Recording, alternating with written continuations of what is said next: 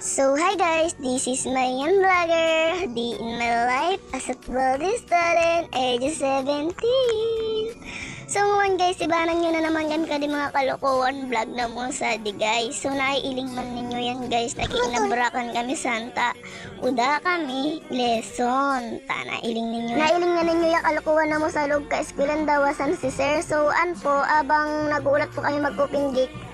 San mo na kami log karon nag-iinabrakan baga na ko mga buong senior, baga na ko junior pa sana di mga iginini.